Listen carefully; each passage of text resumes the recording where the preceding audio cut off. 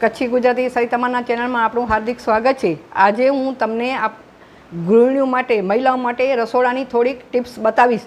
તો લીંબુના છોતરા આપણા હોય એ ઘરમાં આપણા વધતા હોય તે આપણે કચરામાં નાખી દેતા હોઈએ તો એ ક્યારેય નાખવા જોઈએ નહીં। તેને સૂકવી અને તેનો મિક્સર જારમાં આપણે પાવડર બનાવી લેવો જોઈએ અને તેનો ઉપયોગ આપણે વાસણોની સફાઈ માટે કરવો જોઈએ। તેને પાવડર તો લિક્વિડ હોય તેમાં થોડોક આ પાવડર હોય નાખી દેવું જોઈએ, એનાથી વાસણો ચમકી ઉઠે છે।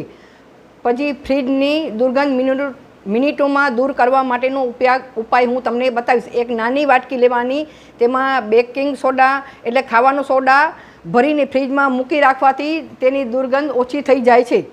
અને ખાંડમાં કીડીઓ આવે છે તો આપણે ખાંડના ડબ્બામાં જે ડબ્બામાં ખાંડ નાખીએ છીએ તેમાં 2 કે 3 લવિંગ ભરી મૂકવાથી કીડીઓ નહીં આવે। એ તમને હું 100% ગેરંટી આપું છું।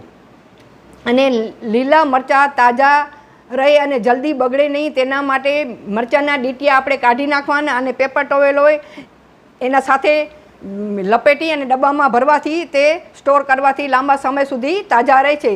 તેનો વિડીયો પણ મેં તમને બનાવ્યો છે, તો મારી લિંક ઉપર તમે એ જોઈ શકો છો। પછી આદુને લાંબા સમય સુધી તાજું રાખવા માટે આદુને ટીશ્યુ પેપરમાં લપેટીને એક ટાઈટ ડબ્બામાં હવાચુસ્ત ડબ્બામાં ભરીને રાખવાથી લાંબા સમય સુધી ફ્રીજમાં તે તાજા રહે છે।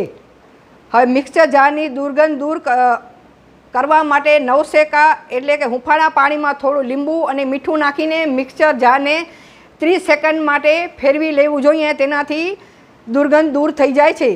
પણ દાળ ચોખામાં જીવાત ન પડે એ માટે ડબ્બામાં તમે દાળ ચોખાના ડબ્બામાં તમાલપત્ર રાખી અથવા તો લીમડાના સૂકા પાન રાખવાથી તે લાંબા સમય સુધી એમાં જીવાત પડતી નથી। બળેલી તવી આસાનીથી સાફ કરવા માટે તવીમાં પાણી અને થોડો વિનેગર એટલે કે સરકો ઉકાળી પછી તેને હળવા હાથે ધોઈને સાફ કરી લો તો એ આસાનીથી સાફ થઈ જશે।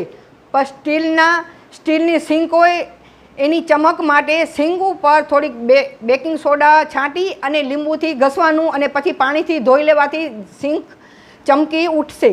પછી લાકડાનું આપણું શોપિંગ બોર્ડ હોય તેની સફાઈ માટે એના ઉપર લીંબુ ઉપર નાખી અને મીઠું નાખીને બોર્ડ ઉપર ઘસવાથી તેનાથી દાગ અને દુર્ગંધ બંને દૂર થઈ જાય છે। આ હતી મારી રસોડાની ટિપ્સ। તમને ગમે તો લાઈક કરજો, શેર કરજો, કોમેન્ટ કરજો અને મારા ચેનલને જરૂરથી સબસ્ક્રાઈબ કરજો। આભાર તમારો।